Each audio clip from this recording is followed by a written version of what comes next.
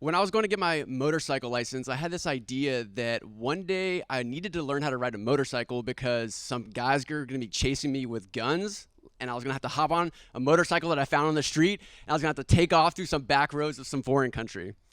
Little did I know that that motorcycle would actually get me into that same situation. I was moving to San Diego, and I sold my car before, and I was going to move to San Diego, and I was moving on Tuesday. On Saturday, I signed up for my motorcycle license. On Sunday, I completed it. On Monday, I got my actual license. And on Tuesday, I moved to San Diego and ended up buying this badass 1986 dirt bike. It was hardly street legal, but it was loud. It was mean. She was just a total badass. And so one day, I was hanging out with my friends. It was my friend's birthday, and I had like this split window of time where I could go grab a couple drinks before I had to go to work at the bar that I was working at. And so I was downtown San Diego. We were hanging out. I was like, I can have just enough drinks to go to work, probably too many drinks to ride my motorcycle, but I was tiptoeing that line. So I wrapped up, and I was like, all right, peace out. I got to cruise. So I hopped on my bike and was riding to work, or riding home before I was going to go to work. And I pull up to this light in downtown San Diego. It's like a Tuesday at 4 p.m. It's like broad daylight. It's just full on life happening. There's like never expected for what was about to happen when I pulled up in front of this car at a red light. And I pull up at the car at the red light, and I'm sitting there on my motorcycle just like kind of chilling, and the light turns green. The car doesn't move. I'm waiting. Light turns red. Like, it's weird. Light turns green again, and they're not moving. And I kind of like rev my motorcycle, because if you've ridden a motorcycle, that's kind of what you do. You know, like, brah, brah, brah. You know, get going. And so I'm sitting there, and with like almost instantaneously, the car door opens, the passenger car door opens, and this dude gets out, and he's Denim Dan, top to bottom, denim jacket, denim face tats, slicked down like greaser hair, and he just starts full speed walking at me. So I'm like 10 feet, 15 feet away from the bumper, so I'm like right behind this dude, and he's just coming full speed, and I don't even have enough time to like turn my bike off. I like jump off my bike, like pop the clutch, like, and he's here, and he's coming at me, and I'm backing up, and he's like right there, and I'm just like, you know, you're supposed to take your helmet off when you get in a fight. Couldn't even do that, right? So I'm just like, and so we're talking trash, and then, he pushes me, and I push him back, and we're just like, what up? And I push him, and he literally jumps back like this and flips out a knife.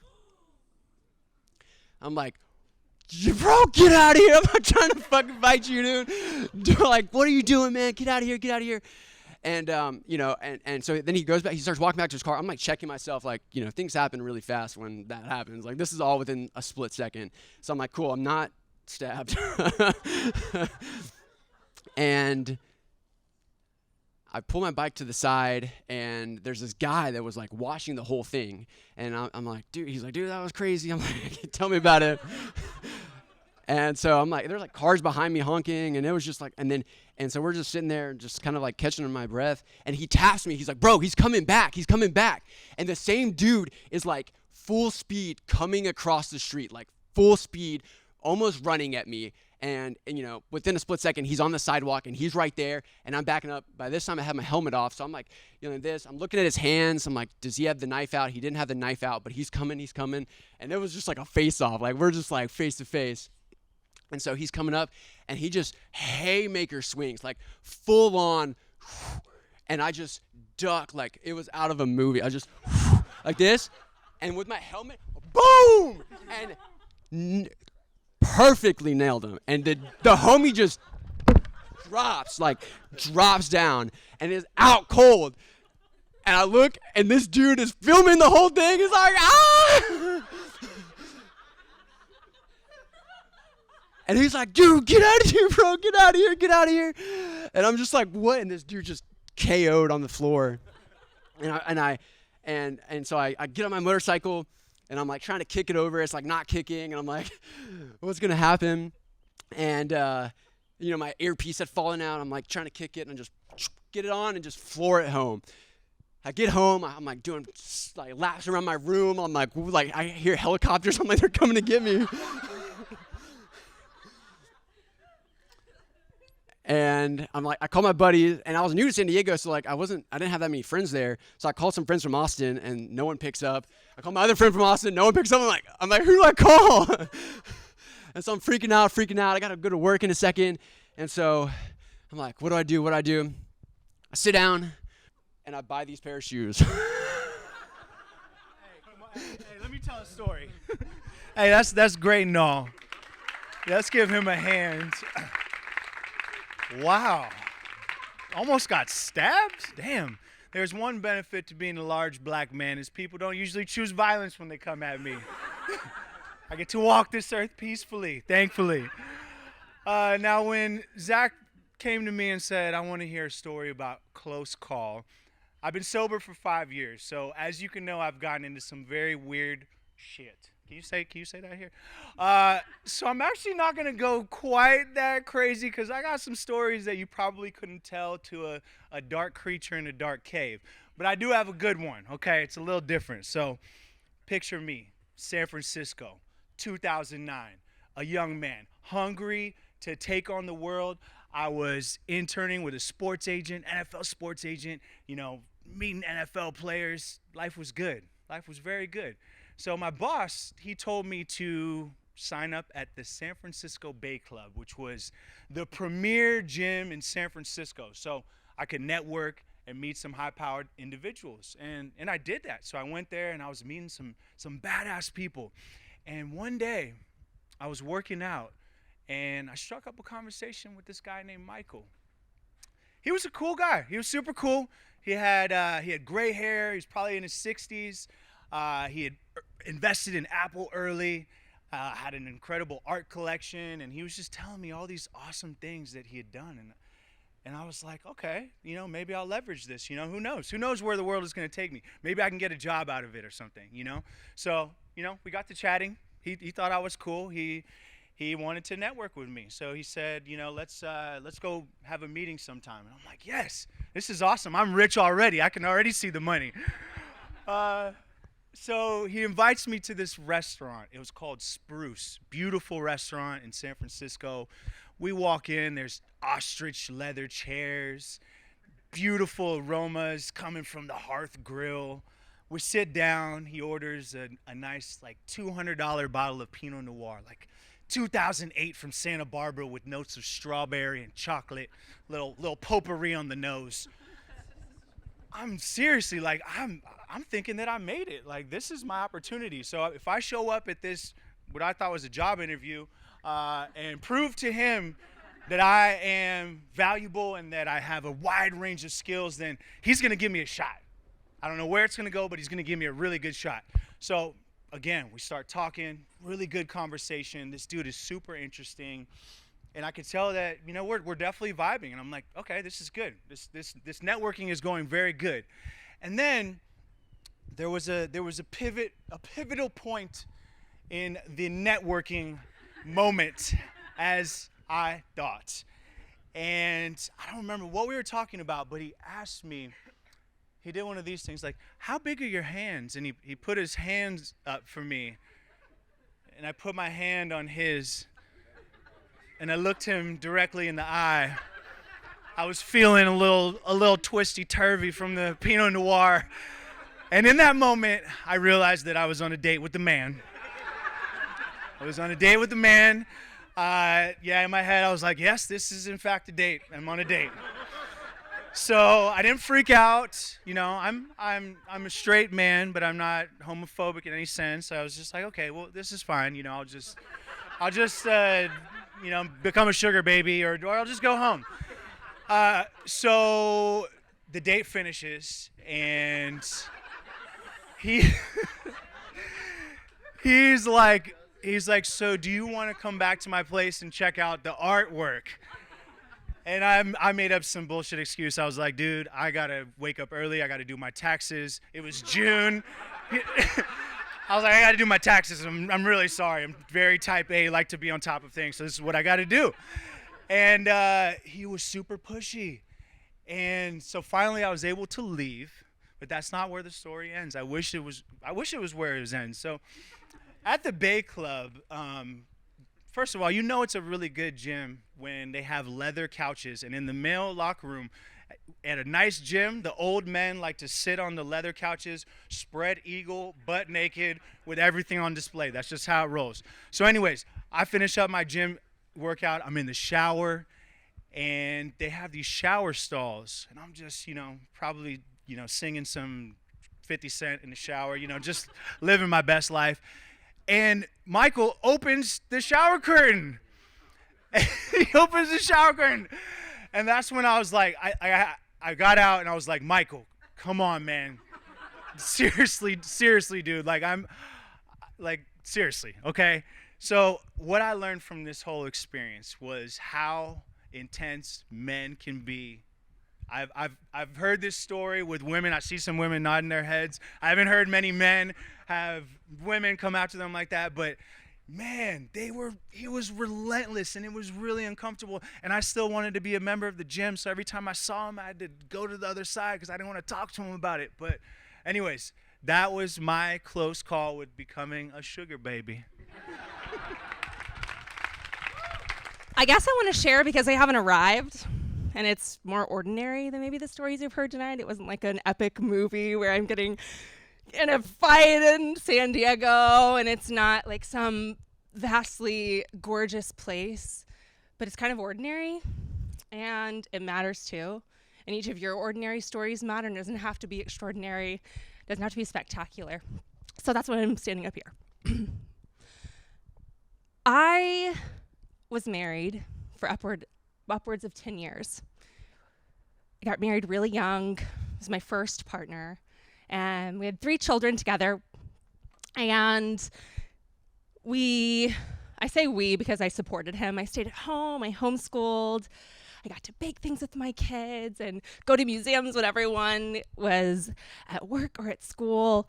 And it was this really beautiful life that was everything that I thought I had wanted. And we were building this business. We had been very entrepreneurial. And so we're building this business. We're set to have like $500,000 in the fall. It's spring at this point, $1 million next year. And his business partner walks into a meeting one day and quits. Change in management pulls all of our funding. We lose everything. And with that, my then husband came to face himself. He had lost everything and realized that what was most true about him was that he was gay. So I'm living in our beautiful house with our beautiful children, and we're like, okay, yeah, we'll figure this out. We'll keep pivoting. It's going to be fine. No big deal. It's not fine. The pivots don't work. The idea is not working. So we're selling stuff. We're like selling our belongings, and we get to a point where it's like, okay, we're going to have to leave this beautiful house. Where are we going to go? His family had an RV on their property right outside of a business that they run. And so we sell everything. We put whatever we most treasure into storage, and we move in with our 3 children into an RV.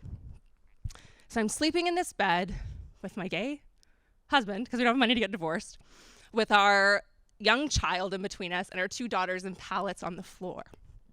And then, this is October of 2019, 2020, we're like, yeah, we're gonna figure this out. And then COVID, of course. So opportunities are not there. So we remain in an RV with our 3 children. And he's in deep, deep, deep grief. Starting something again is not on his radar. I'm at the point where I'm like, I don't know if I need to buy our kids clothes, they're growing. I hadn't worked a job in 10 years. So I came to him one day and I said, I accept your process and where you're at. But if you don't get a job, I'm going to have to.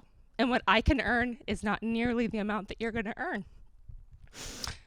So I'm like, all right, I'm going to get a job. I'm going to leave my lovely little cush life, and I'm going to stop homeschooling my children, and they're going to stay at home with their dad. And so this opportunity arose to be a guide. It's kind of like a teacher at Acton Academy. And I applied, did the whole thing, and I got the job. And with all of this, I kind of began to think, what do I want to do with my life? Who am I? What do I care about? If I'm not this stay-at-home mom who homeschools, what am I? Who am I? What do I love to do? So I'm in this role kind of with this in the back of my mind. And I loved the work, but I had been with children and working with children for like 14 years. And there were other pieces of me that I really wanted to explore. And the environment in which I was working was really not healthy. And despite my best efforts, I couldn't change the upper management. And it became to a point where I just decided that this was no longer sustainable. I didn't know what I was going to do, right? Like, I landed this job, but could I get another one? What do I do? Do I actually want to go get another job? Like, is a job the thing? And so through lots of deep questioning and soul searching, I decided that I wanted to pursue building this business in interior design. And so I left my job in December of last year. And since then, I've had moments where I've felt completely foolish. I've had the support of my current partner to help me through in moments. But the interesting thing is that my thing is free falling, and it's in the not now, because I don't have it figured out. I don't have the answer. I don't know what the path is. I keep getting these little breadcrumbs, right? Like, I got this little one here where I landed this like really cool gig and I got to furnish an Airbnb, and then I met this connection while Ubering, and they're like, yeah, we totally love your business. Call us when you're seeking investment. And it's like all these little things are coming together. And I try to cling to those because there's moments where it's like, can't pay my bills. My kids need clothes, and I'm gonna have to prioritize that, and I'm gonna have to be late on this payment. And it's in the not now. It's in that deep trust of knowing and just showing up every day and doing the very next right thing. Because all that's real is this moment, and it's not the past and it's not the future, but I'm committed to the not here. Thank you. I wanted to go. So Banff was on my bucket list. COVID put me through it. I lost basically my business, my whole life, and everything like that. And at the end of that, yeah, no big deal. And while that was happening, I got robbed 4 different times at the end of that. So my studio got broken into twice, like my office, like ransacked, like, you know, glass shattered, TVs ripped off the wall, the whole thing. And it was time for me to go. And so I did what any rational person would do. I sold everything I had, subletted my apartment, bought an SUV, built it out, and just drove to the mountains. Like, just a rational thing for me. And Banff was always on my bucket list, like, of just places around the world I wanted to go. And I finally made it there, like a year into this journey of like back and forth, back to Texas, back to whatever. And it started when I was in Montana. I was like, wow, I'm like 6 hours from like one of my bucket list places. I wasn't planning on going. And I was like, I'm here, I gotta go. So they just opened the borders. This is this past fall. And you had to be vaccinated, get a COVID test, all that stuff. But they only accepted the type of COVID test where you had to wait a few days, like send it in and all that stuff. And so I did the whole thing, got to the border. They searched the hell out of my car. I was the only person at the border, literally the only person going in or out of the country. And I think the Texas license plate was like a gun flag or something. And so they turned my car upside down, except for the rooftop like storage where I could have had a grenade. And like anyway, it was just a frustrating thing. So like, it was a lot of friction to get into Canada. I got up there, camped for the night, and the next morning I went to Lake Louise. Beautiful. And from Lake Louise, you go up this 6-mile road to Moraine Lake, which was like my pinnacle place. So I turn on the road, and it's closed for the season. It closed 2 days before I got there, the same time I was waiting for my COVID test. And so I'm sitting there just bummed.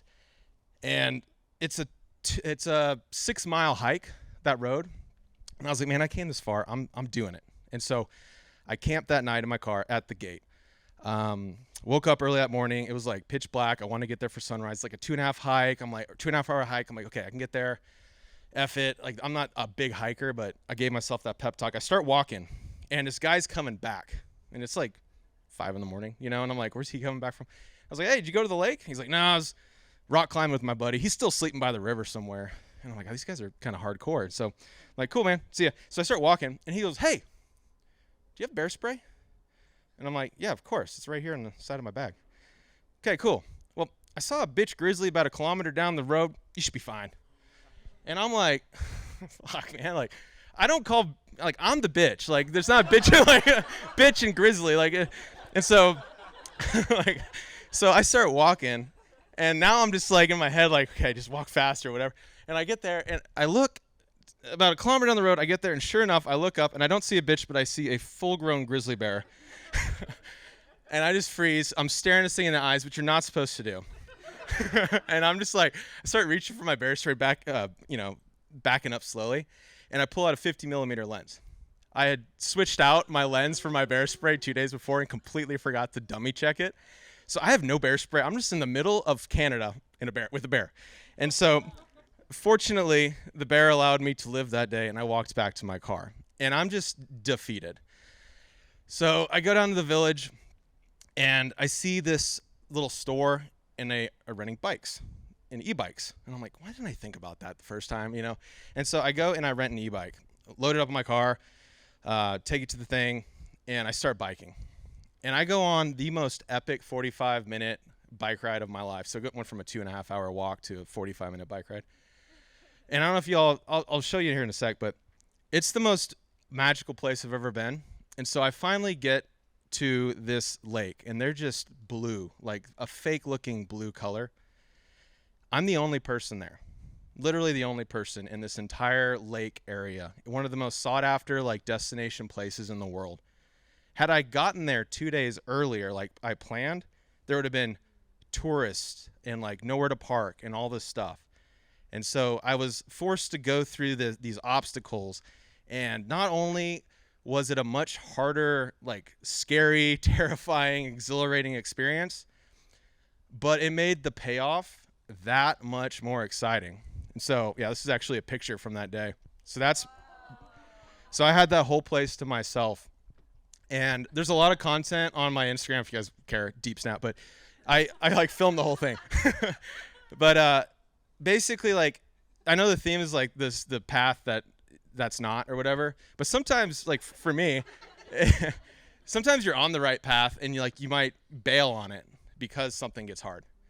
And really the payoff will just be that much better if you have resilience and like take a second, reflect, refresh your mind, whatever. And again, the payoff is like that hangs on my wall now, and every day in my startup when, a client gives me hell, something doesn't work, it's just like, okay, hold on, just forge through, play the long game, big picture, and keeps me going. So yeah, that's my story. Pretty much growing up, I have 50 siblings all together. That's another story for another day. But holidays are pretty crazy. And living with 50 siblings, I was always the fastest, most athletic. So like athleticism didn't really, it was kind of like just my thing. Like I just kind of took it for granted. I ended up being homeschooled all growing up and walked on to play college football, D1. I mascotted in college. I also toured for a year after college in dance. And then after that, I got into stunts and parkour. I represented Team USA on Ultimate Beastmaster on Netflix. And so, like, in 2018, I was at a really high, like, for my ego and for my athleticism. And then God humbled me. And eventually, I got hit by a car doing a stunt for Marvel Live, and I shattered my leg in 7 pieces. I couldn't walk on my own for 9 months. I had 32 plus injuries. I was in a medically induced coma for a week and a half. I had 6-7 surgeries, and I was kind of like loopy out of it for about 4 months. And what happened was my sister gave me my playlist of music that I used to listen to, and once I put the headphones on, everything just came back to me, and I realized the extent of my injuries. So that wasn't really the thing that scared the shit out of me. What really did was my mindset. I remember the doctor coming to me, and he's like, because you're so young, you're going to heal fast. But the reality is I've seen the videos of the things you used to do, and the way your body's going to heal, you might not be able to do the things you used to do. And I sat with that for about a week, and that was probably the lowest part of my recovery process, just realizing that I wasn't going to be that athletic guy anymore. And I self-taught myself to flip since I was 10 years old. And I was always like, hey, Dre, the guy that does backflips. So sitting with the thought of I can't walk, I scooted up the stairs for months. I had crutches, wheelchair, all that stuff. And so sitting with that for about a week, I got to a really low place. And I hopped on social media, saw David Goggins. Anybody know David Goggins? I saw a motivational video from him. And I can't remember which one it was, but pretty much it was like, the things you think about the future haven't happened yet. The doctor said that you might not be able to do all these things, but it hasn't happened yet. And I was in charge of my reality. And so I was thinking of the negative. I'm probably not going to be able to flip again. Probably not going to be able to jump, walk, and stuff like that. But it hasn't happened yet. So I wanted to see what would happen if I never gave up. If I kept, my head down and started, going to therapy, going to the gym, and that's what I did. I deleted social media for 6 months. I turned into a robot, 4 a.m. every day, going to the gym, therapeutic exercises for 2 to 3 days a week, and the days I didn't have a therapy at my house, I was doing them on the other days. So I was doing it 7 days a week. I got into reading. I had a small circle group that I would like FaceTime and like kind of hold me accountable and keep me motivated. And I blinked and I was able to walk. And then the next month I was able to jump. I was able to run. I was able to flip. So 14 months is the whole journey of, like the whole process of recovering. And to think about think about it from taking a step back, I think my mindset was what scared the shit out of me, but my mindset also empowered me, because now I'm a life and fitness coach, and I motivate people to overcome their challenges. I'm a professional skydiver. I have 75 skydives, and I'm motivating people to jump all the time. I professionally cliff jump. I'm doing things I've never thought I would be able to do when I was in the hospital after the doctor told me that. And my biggest win is being on American Ninja Warrior twice since my accident. And before my accident, when I was super athletic, I was never on American Ninja Warrior. But now I am after my accident. So if I could leave you with anything from this, you might have limiting beliefs, like self-sabotaging thoughts about the future, but it hasn't happened yet. There's always a flip side of the coin. So never give up. There was a theme of the night of alcohol, but I'm wondering how many people relate to this theme. I should have gone to the hospital, but I didn't. I'm sure there's anyone relate? Everyone been in that moment? So I've been a clumsy person, but this was probably the most clumsiest I've been in my whole life. And some of you may have heard this story. I feel like I'm a broken record with this story, but it's probably a big one. So where do I start? I lost a battle between a patch of ice and a driveway in Texas, of all places. The one day that there was ice in Texas this past year.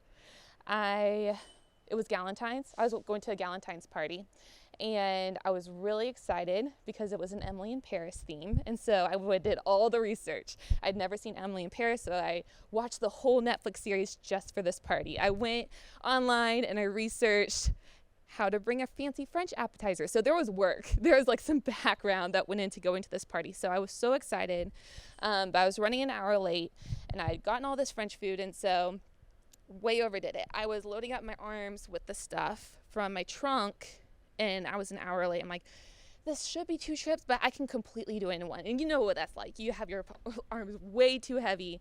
And I had glassware and a vase and like just all this stuff. And so I was walking, and so I couldn't see in front of me, and I was in heels. And so I was walking up my friend's driveway, and I could hear the laughing inside, and there was music.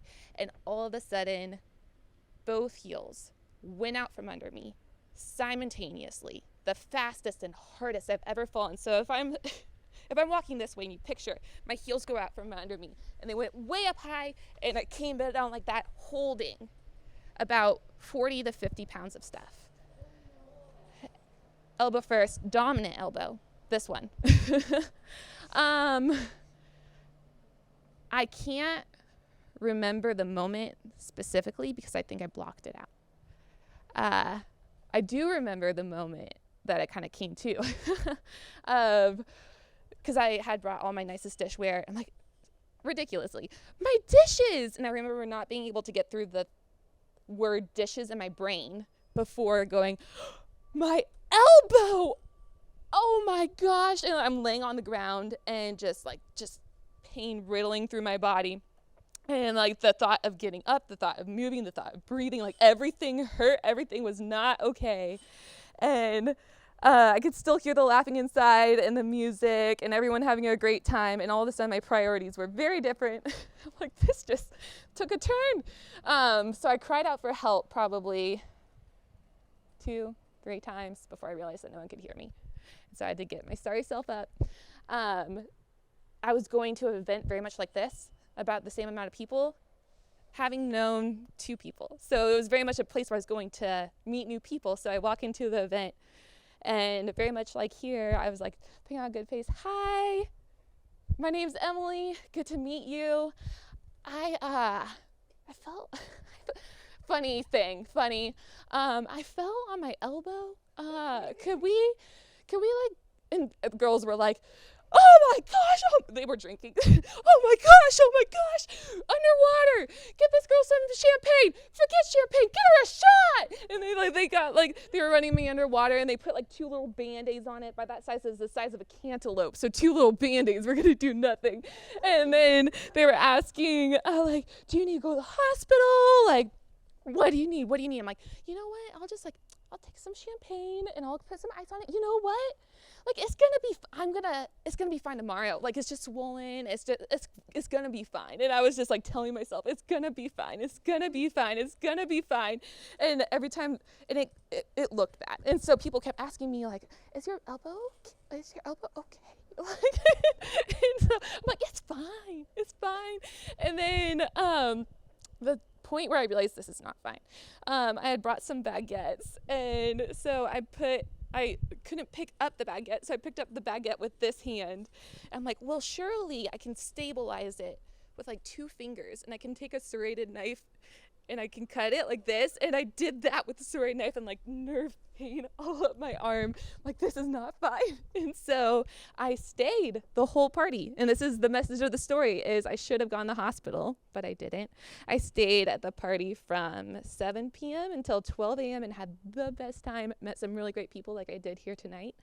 But I was driving home, and I casually called the insurance company, my elbow resting against the cold window, driving with one hand with my insurance company on the speaker in my car. I'm like, so what should I was very unconfident. What should I do? Should I go to the hospital? Should I go to the urgent care? Should I like ignore it? Like, it's going to get better, right? And they said, girl, she was very upfront with me. Girl, it's going to be expensive no matter what. Just like go somewhere. And then I hung up with her, and I told the girl on the phone, she was like trying to pep talk me. She's like trying to encourage me. She's like, you got to take care of yourself. You got to go somewhere. And I made it sound like, oh yeah, you're completely convincing me. And I hung up the phone. I'm like, no, I'm not going. I'm just going to go home. This is a really big decision.